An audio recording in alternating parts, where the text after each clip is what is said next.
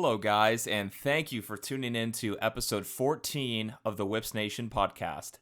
I'm your host, Alex, and our guest today is Whipsnakes Defenseman Colin Squires. So we talk about the state of Oregon lacrosse, wild Twitter takes, and more. It's going to be a good one, so let's go ahead and dive into the episode. Run away, run away, run away. Don't run away, run away. Run! Up on the mountain, or see down below. It's easy to lose yourself, I know. Can't hear what you're shouting, I'm deaf to your show. It's easy to lose your self-control. Everybody gets high, everybody gets low. Special thanks to Jake Pomeroy for the new intro music. You guys can check out his band For the Better on Apple Music or Spotify and check out their website forthebetterband.com for show dates.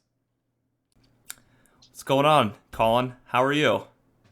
How's it going, guys? Thanks for having me on. Great. For those listening, we have Colin Squires on. So Colin played at West Linn High School in Oregon, hotbed for high school lacrosse. He was a two-time Oregon State champion in 2014 and 15, 2016 high school All-American. Also played 2 years of high school varsity soccer and ran cross-country. President of the Alpaca Club. Big East regular season champ at Denver in 2017, 18, and 19. Had a Final Four appearance in 2017. Was a two-time captain in Denver in 2020 and 21.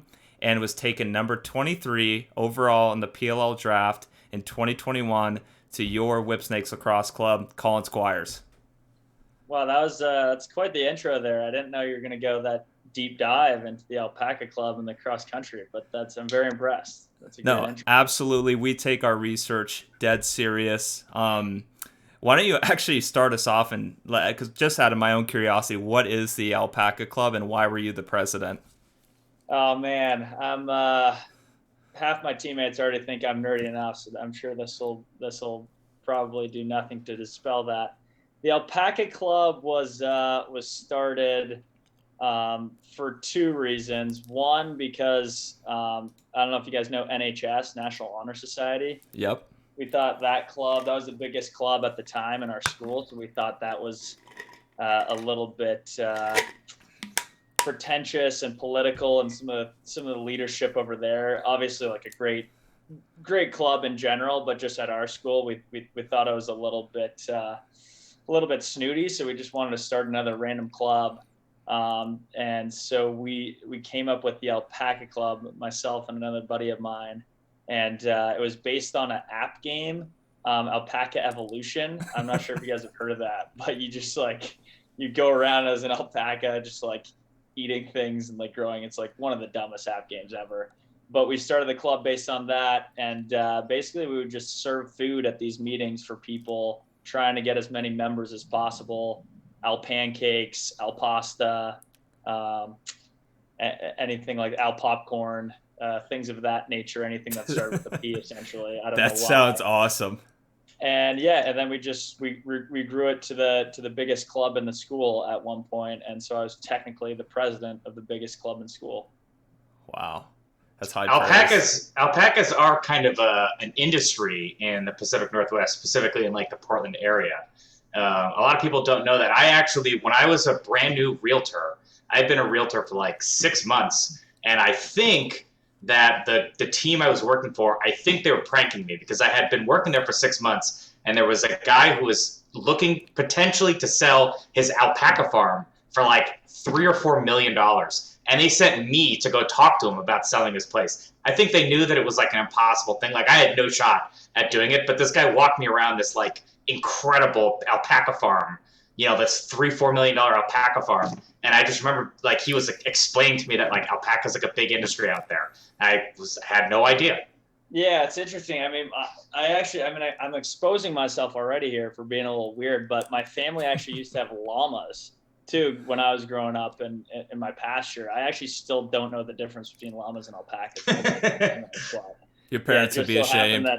It just so happened that I grew up with llamas and was like the president of the Alpaca Club, not intentionally, but very random. Awesome. That is awesome. Did you have like a right hand man at the Alpaca Club? Yeah, we took it.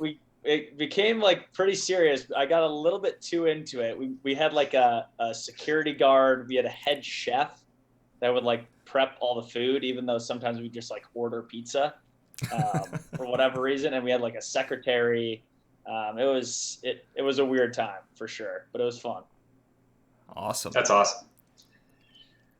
So we want to see if we can catch you off guard. I'm going to ask you some rapid fire questions. It shouldn't take very long, but I'm hoping to surprise you a little bit. So, knowing that you're a big movie guy, OG Top Gun or Top Gun Maverick?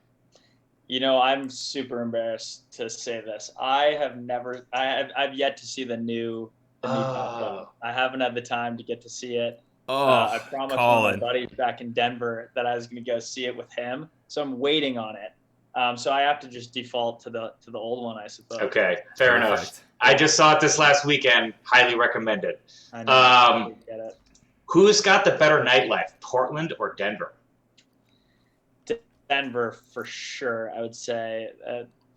Probably because I currently live there now, and I never. Honestly, I did not experience Portland as much as I probably should have growing up. I was kind of in this isolated bubble, like of the West Linn, the mean streets of West Linn, as Chael Sonnen would say. But yeah, so I never really fully went to a ton of bars or anything in Portland. So I'm gonna have to say Denver there. Okay, fair enough. Bill Tierney or Mark Flood? Man, that's a good question. They both have their unique styles. Love both those guys. Both great coaches. Obviously, everyone knows Bill Tierney. Mark Flood was my West Linn high school coach who had a ton of influence on me. But I don't think you can replace 7 national championships. I'm probably gonna have to say Bill Tierney there. That's fair. Mark Flood is an Oregon legend. Last question: would you rather step on a Lego or fly United Airlines? I'd rather step on 1,000 Legos than fly United Airlines. I'd rather do a lot of things. That was honestly an easy layup. I think the Lego is not even close. Okay. It's even like, would I rather chop off my hand or yeah. We were debating what the torture would be or flying United Airlines. That was apparently we didn't go hard enough. So I just wanted to say I'm absolutely on team United Airlines is the worst. I've had multiple canceled flights where I've had to like sit in the airport for like an entire day waiting for the next one.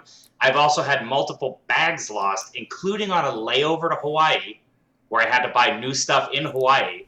And then they also lost my college gear bag for my lacrosse gear. And so they actually did find that and send it to me a couple days later. But I hate United Airlines. I just wanted to see what's the origin of your hatred.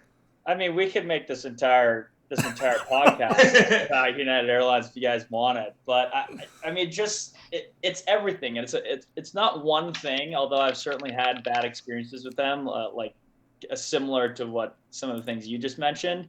But every single category, in my opinion, when it comes to airlines, it is worse for them. They have worse leg room. They squeeze you up against the seat as much as possible. I don't like their customer service. I don't like the way that they do things. I think little lag. Internet. this program is decently fishy. Their overhead bag space. I mean, a million things you can go down the list. And in my opinion, you guys know I'm a big Southwest guy. I think Southwest checks the box over United for every single one of those categories. Every category, right? Fair. That's fair. No, definitely. So we know that you're an avid, Southwest Airlines fan, and you're pretty vocal on Twitter. You're a great follow on Twitter. So those who aren't following Colin Squires, where can they follow you on Twitter? I think it's at Colin Squires 24 or 39. One of those two. One of those two. I'm gonna ask you to power rank your own tweets. So I have 3 tweets that you've tweeted in the last few years. One of them, I will judge a person based on their speed through TSA, is tweet number 1. Mm-hmm. Tweet number 2, I wonder if anyone has actually killed 2 birds with 1 stone. They would have had a cannon of an arm. And then pencils are for cowards. Rank those 3. I think I stand by. Oh, man, that's an interesting choice. It's so me because they're all just so vague and probably no one actually liked those. My friends at the time. I'd like to warn the listeners that I'm not actually that good of a follow on Twitter. Half my friends hate me on Twitter. Sometimes I hate myself on Twitter. I think I'll stand by the pencils are cowards. I'll put that as number 1. Just use a pen. I haven't used a pencil since high school. It's like there's no erasing in life. You gotta stick by your guns and go with the pen. Number 2, I'll go with the 2 birds, 1 stone. I actually was curious about that. And what I normally do with Twitter is I just have all these dumb random thoughts, obviously, in my head. I just throw them in my drafts. So if you think my actual tweets are bad, you should actually think 1,000 times worse. But yeah, I'll put the 2 birds, 1 stone at number 2. But then the TSA, that seems like a very mainstream tweet. Probably just tweeted for likes or something. So I do believe that, but that seems a little more generic. So I'll put that one down at number 3. Awesome. Well, now I'm curious. So what's probably the one thing in your drafts that won't make it live to Twitter that, you want to share? Oh, man, it's a good question. Let me see if I can pull anything up. I know anything like inappropriate, I try and stay away from. I'll read you guys a few here. Perfect. So they're not actually. We'll give you some feedback. Yeah. I take bites out of string cheese and I don't care who knows it. I do that 100%. I do that out of Kit Kats too. I don't even break them off. I just take a bite out of all 4. That's horrible. People think I'm crazy for that one. Some people grew up on PlayStation and it shows. Have you ever met someone whose occupation is being a mascot? If my Twitter self ever met my Instagram self, I think Twitter me would kick his ass. And then here's the last one for you. This is like by far probably the nerdiest one. Pinning your queen is much more fun at prom than in chess. Oh yeah, okay. They're brutal for sure. Yeah.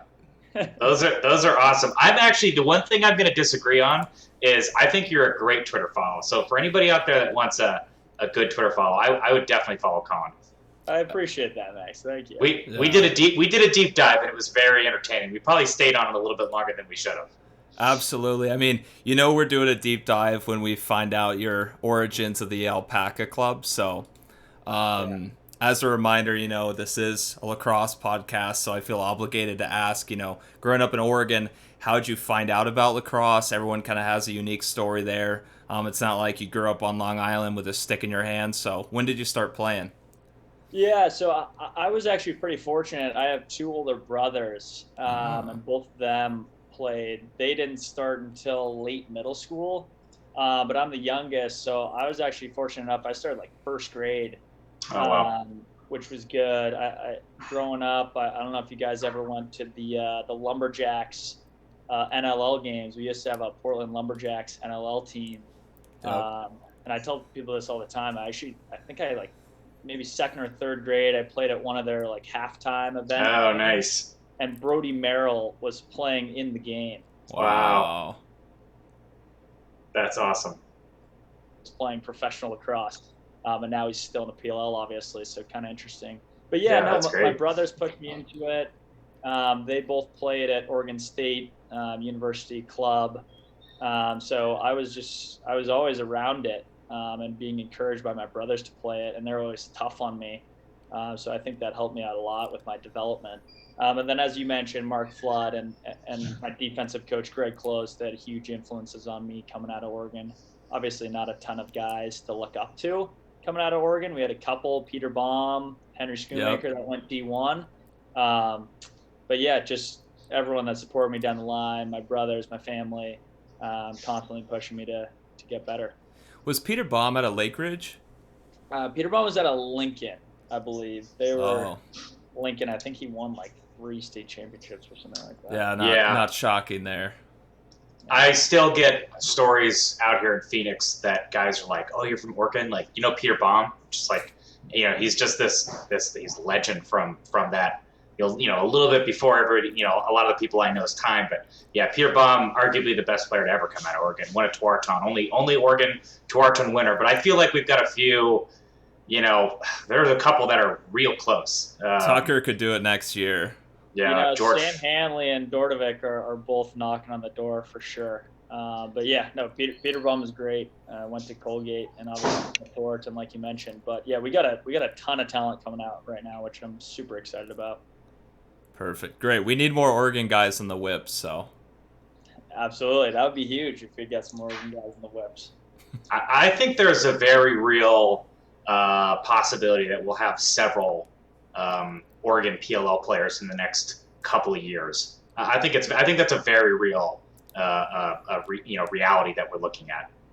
Yeah, totally. I think so as well. And the thing is about the West Coast in general is, the top guys, it's a little bit more quality over quantity. The top guys that you get can compete with anyone in the country. Yep. Right. But we're still obviously growing, so there's just that depth drop off.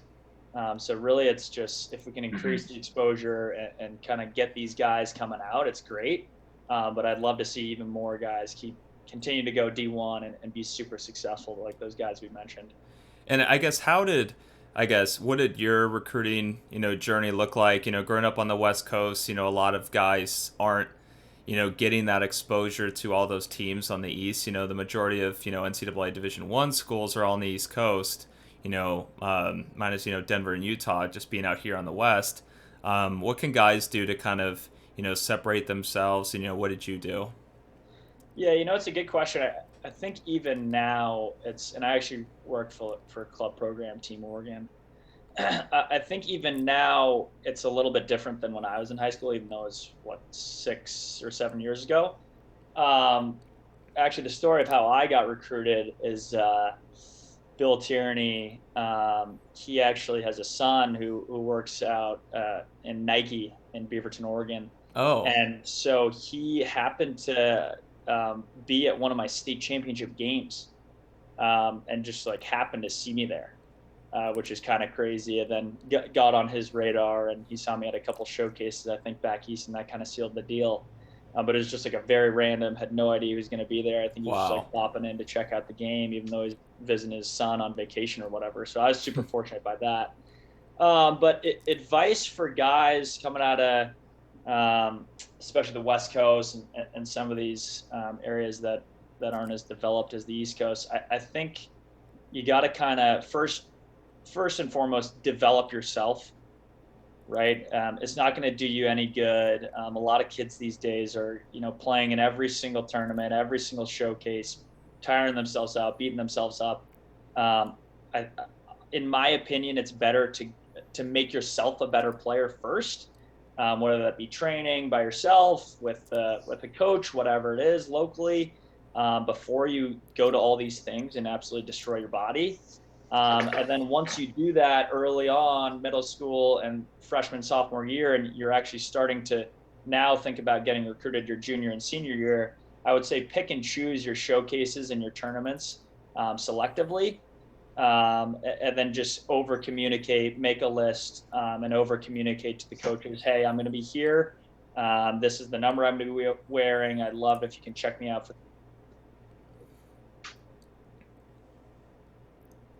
But just make sure you're being selective in the tournaments and showcases that you go to, and make sure you narrow down a list of colleges that you actually want to attend, and then attend the showcases that make sense to you. That's really good advice. You hear a lot of people say, you get as much exposure as you can, do as many tournaments, this and that. But to what you're saying makes complete and total sense, right? If you're going to, if the whole purpose is to get exposure and showcase your talent, you want to make sure that you're showcasing you at your best. And if you're on your fourth tournament of the week or something like that, and you're traveling, from East Coast or West Coast to East Coast, there's the time change, there's the humidity factor, there's a ton of different things that kind of go into that. So I'm totally on board with that. I I think now with, the year 2022, the power of film, having like good solid film, I think is definitely not a bad idea to have, especially when in Arizona, Max and I both coach a high school team here. There are 16 high school teams in the whole state, so guys aren't coming to, Arizona to recruit athletes. There just isn't that volume there. So a lot of our tournaments are in California, or Vegas is another hot spot for that. So just trying to change things around here for these guys and get them more opportunities, because like you said, our top athletes can compete with anybody. I mean, Cade Van Rappaporst is a Arizona guy, and he's playing on the Atlas, and he's stud. So, to your point, the best athletes will find a way to, to get that exposure. They just have to be selective. So totally on the same page with you there. Totally. And yeah, I'll add one more thing that, I see a lot where guys are doing all these things and just killing themselves and doing lacrosse year round. First, Yeah. I'm a huge believer in like multi-sport athletes, number Yep. one. Yep. And number two, they end up getting to college, and then once they get there, they realize, oh, my job's not done, right? Like now I have fall ball, now I have film, now I have Right. classwork, like all this stuff, right? And they just burn out, and a lot of kids end up quitting. So I would just say, like, continue to love the game too. Like make sure it's not a Right. job. Like lacrosse should still be fun regardless of what level you're at. Right. And obviously recruiting is a super stressful time. Yeah. But as long as you're still loving it and still developing yourself, I don't see any problem with that. How'd you I like kind of? Oh, go ahead, Max. Oh yeah, I was just gonna say I like to think that the D1 guys are the ones that the grind doesn't feel like a grind to them. Where if you have a stick in your hands 5 or 6 days a week, that's kind of one of those pieces of the formula in order to become a Division I player. And if you have to force yourself to do it, it's there's a difference there between that and then the kid who goes from the house to the car and is like dodging stuff in the driveway just because he wants to. Like I like to think of that as it should be a little more organic than that, because lacrosse isn't going to be your entire life. Like, especially when you get to school, that if you got hurt or for whatever reason you couldn't play lacrosse, are you still going to want to be at that school? Are you going to enjoy that place? Or do they have majors that line up with what you're thinking about doing? So there's a lot of factors in getting recruited that isn't just lacrosse. Like the rest of it has to be a fit for your life. And if you don't like having a stick in your hand 6 days a week, then playing Division I might not be for you, and that's totally fine.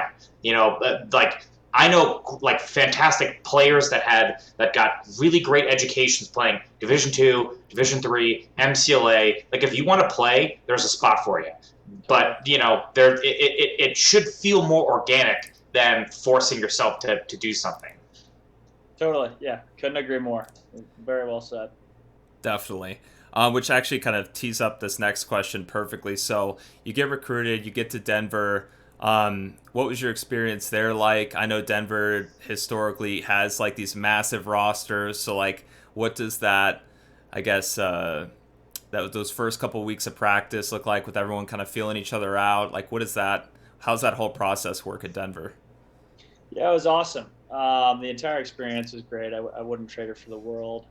When you get there, it's super nerve-wracking. Obviously, again, with a legendary coach like Bill Tierney, and you're getting yelled at the first week of practice. You're kind of looking around and saying, "What am I doing here? I'm a kid from Oregon, and all these kids are, from all over the place." Colorado guys. But yeah, it's competitive. But the culture at Denver is so great in that there's no hazing whatsoever. It's just as easy to talk to an upperclassman as it is to talk to your own classmates, which is, I think, super cool.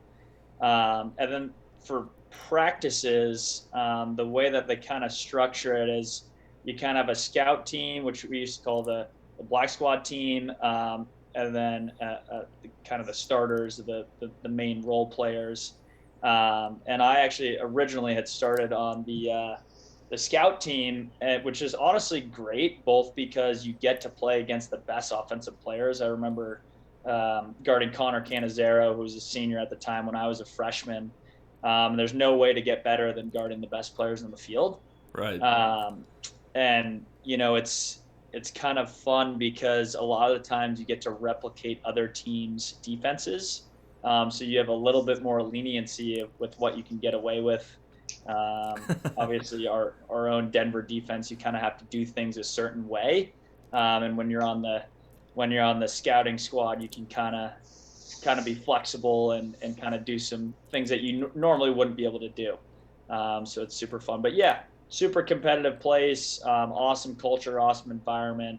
And obviously, I've mentioned this like 3 times with Bill Tierney, in my opinion, is the best coach in the world.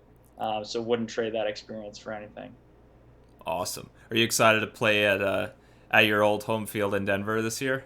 Oh man, it's gonna be a blast. I absolutely cannot wait. I mentioned to you before this started that I'm actually living out in Oregon right now for the month of June, just doing a lot of coaching. So I'm pumped both to play at Denver and get back to my own bed in Denver as well and get a good night's rest there. But yeah, the Peter Barton Stadium is going to be bumping. The stands are going to be packed, so I'm super pumped for that. Awesome. I'll be at that one too. So the 2 weekends I'm trying to get out to, going to this weekend in Long Island, which I'll ask you about in a little bit to see if we can get a little preview for that matchup with Atlas, who's also undefeated. And then the weekend in Denver I'll be at too. So excited. Awesome. Love it. Well, we'll have to connect for sure. Absolutely. So I kind of wanted to transition into asking about how the season's going so far. A couple of the just kind of what do you feel like the kind of keys to success have been? Because right now the way I was just looking right at the scores, and I know we're only 2 weeks in, but holding teams to under 10 goals a game, which in the PLL is pretty impressive. I think it's 9.5 because it's gave up I think 11 and 8. So what do you feel like the keys to the early success have been, so far in the season? Yeah, it's a good question. I think when you have such a strong core and such great leadership, it's super easy year in and year out. We're a team, and obviously this is only my second year. But guys like Mike Earhart, Mike Chanenchuk, Jake Bernhardt, when you have those guys already in place and they've already been playing together for so long, and obviously Coach Staggs and the rest of the coaching staff, they all know each other so well already. And you're only subbing in a couple new guys year to year. So I think it's really easy at the start of, I shouldn't say easy, but it's easier than other teams at the start of years to kind of meld back into it, right? You're not completely learning a new defense every year, completely learning a new offense every year with new players, a ton of new players subbed in and out. So I think that is certainly an attribute that we lean back on, especially early on. Sure. And then you did not get to play with Ty Warner the first time around when he was in the PLL, but now that he's back, what kind of influence has that had, do you feel like, on the team? Yeah, Ty's been great for us, for sure. It obviously makes your job a lot easier when you can fully trust your short sticks out there. And Ty's awesome on ball, off ball, everything. He was I don't know if it was 2019 or 2020 short stick of the year. But yeah, super great player and a great guy as well. So I've enjoyed getting to know him a little bit over the past couple of weeks. I'm incredibly impressed that he can be in med school and also be doing this as well. Yeah. At any time I'm kind of saying, oh, I'm having a tough day or like I have a busy day right now, it's like, no, you actually don't at all, because and he's going to the hospital, doing whatever he's doing and doing school, and then he's traveling to the venue. So it's like, right. I mean, no one does more than that guy. So great to have him. It's like, yeah, I feel bad saying, yeah, man, I got to go get my car washed after this. Yeah. Exactly, yeah. Got to go mow my lawn. It's like, yeah, or I could be at Harvard Medical, no big deal. Yeah, exactly. And then, kind of moving away from that a little bit, I guess one of the questions I had, especially as a defensive player, who are the players that you looked up to when you were coming up, when you were in high school, and maybe before that? Who were there pro guys, were there college guys that really influenced you? Yeah, for sure. And again, I mentioned him already, but Brody Merrill. I mean, he's obviously a legend of the game. And interestingly enough, again, it was the NLL games that was actually and to be honest, I stink at box, so I don't know if I have any sort of future in the NLL. But watching those games as a young kid were fantastic influence for me. But then a little bit later in my Denver career, I looked up to Christian Bergdorf. He was a Denver All-American, super, super solid D guy, very fundamental, great on ball, like great communicator.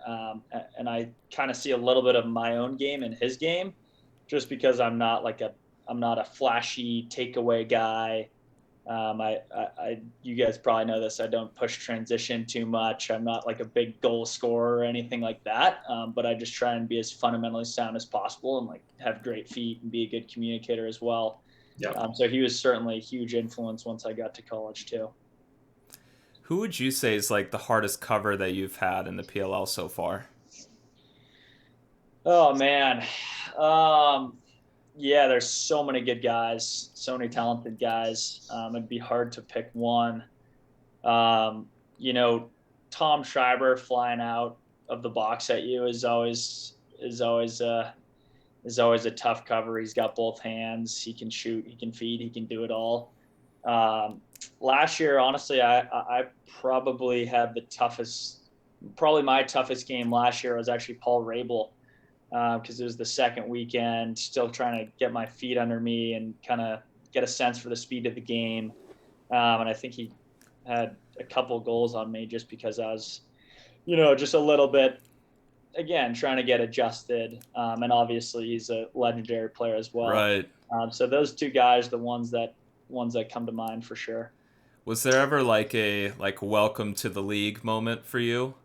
Like when you first started playing in the PLL? It's a good question. I'm not sure if I ever, maybe actually, yeah, I think maybe two. Mostly, not even necessarily like welcome to the league, but just kind of looking around like, wow, this player is insane. Yeah. I think one was Joel White. I was taking a wing against him. I was going for a ground ball, and I was like, oh, this should definitely be my ball. Right. And for whatever reason, he like came up behind me and just like did the craftiest move and just picked it up off the carpet. I was like, holy cow, that is just another level of skill that I guess I'm just like not at yet. Him and then Zach Courier as well. He's super crafty off the ground, and a pest on the wings as well. Right. I thought all last year I thought he would he does this thing where he leans in off the wings and like kind of like gets an early start. And I was like asking the refs if he could do that, all this stuff. He like has all these dirty Canadian tricks that he does with one hand, so that was a little bit of an exposure that I never saw in college. Like, oh wow, you can get away with way more stuff here. So Definitely. Well, lastly, just want to kind of get your preview for the matchup against Atlas on Friday. Super excited to be there in Long Island. The atmosphere should be just electric. So what's your kind of preview for that game coming up? Yeah, it's going to be a great game. Obviously, both they're 2-0, we're 2-0. So going to be a lot of excitement around the game. Their offense is buzzing right now, and they have a lot of great pieces, right? Jeff Teat, Chris Gray, all those guys. They're all talented, and they can all do a lot of things. But I think defensively, we're starting to come together here. We didn't have our best game last game, but he's really got us dialed in week to week. So I think it's going to be a great matchup. I think it'll probably be an exciting game, and just hopefully we can have a better first half this time around, myself included, than we did last week against the Water Dogs. But yeah, it's going to be a fun one. Awesome. Well, Colin, thanks for hopping on and talking with us and, kind of sharing with the listeners a couple different, cool things. I think just the perspective of growing up on the West Coast and, making it to the pros. I think it's pretty cool. Yeah, guys, no, I appreciate everything you're doing as well with this podcast. It was awesome to be on, and thanks for inviting me. Of course. Anything at all that you want to plug right now? That I want to plug? Oh man, I don't have much to plug. No, The upcoming airline tier list. I mean, that might be one. Yeah, I don't have any sponsorships. I don't have anything really. But yeah, I guess look out. I guess look out for my Twitter. I take these airlines rankings very seriously. So I hope I can deliver on this one. all right, awesome. Thanks, Colin. All right, thanks guys. See ya. There you have it, episode 14 of the Whips Nation podcast. Fantastic episode. Had a ton of fun with Colin. Hope you guys enjoyed listening, and yeah, we'll catch you guys in the next one. Peace.